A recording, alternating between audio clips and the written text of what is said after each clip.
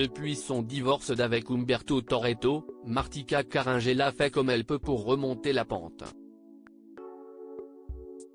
Ces derniers temps, sur Instagram, la jeune femme évoque souvent son désir de retrouver l'amour.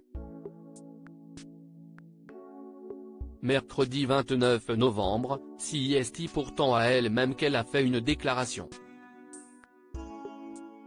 En janvier dernier, Martika Caringella a annoncé s'être séparée d'Umberto Toretto, son mari et père de ses 2 filles, Mia et Gioia. Dans un épisode de Maman est célèbre, la jeune femme confiait être rassurée de voir que leurs enfants ne vivent pas mal la situation. Je suis très proche de mes filles. Si est-il vrai que ce n'est pas évident de tout pouvoir gérer.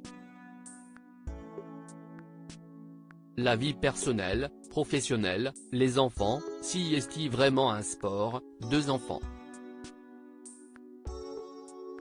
Je fais comme je peux, assurait-elle. Concernant ses rapports avec son ex-mari, elle précisait, mon but, si est de rester en bons termes avec lui parce que je vais être confrontée à lui toute ma vie.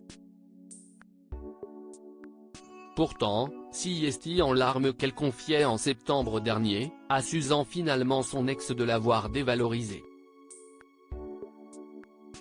Depuis, la maman de Mia et Gioia a fait du chemin et ne se laisse plus abattre.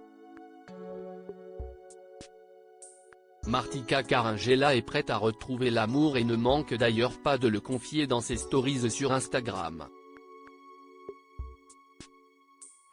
Elle n'a jamais eu la possibilité de ne pas être forte puis, pour affirmer un peu plus son désir de reprendre le contrôle de sa vie, celle qui participe à Maman est célèbre a posté un montage vidéo d'elle avec une légende qui en dit long sur son état d'esprit.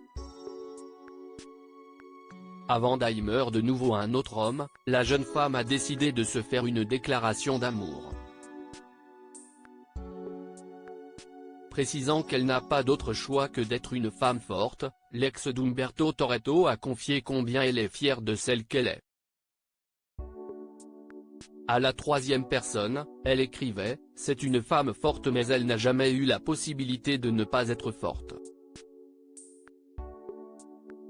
Elle a toujours dû choisir la force dans toutes les situations où elle s'est trouvée. Puis de reconnaître, parfois, être forte est un fardeau pour elle. Elle ne veut pas être forte tout le temps, mais elle n'a pas le choix. Elle sous-entendait ensuite que sous ses airs de femme forte, s'il lui arrive, parfois, de refuser de l'aide, il ne faut pas mal le prendre car si est juste qu'elle n'est pas du genre à demander de l'aide, même si elle en a besoin. Pourquoi? Parce que dans sa vie, elle a été la seule fiable. La seule responsable. La seule à devoir prendre les choses en main. L'ami de Jazz Correa concluait, quand vous avez été cette seule personne pendant toute votre vie, vous n'avez pas d'autre choix que de demander de l'aide, tu n'as pas d'autre choix que d'être forte. Cliquez ici pour découvrir la publication.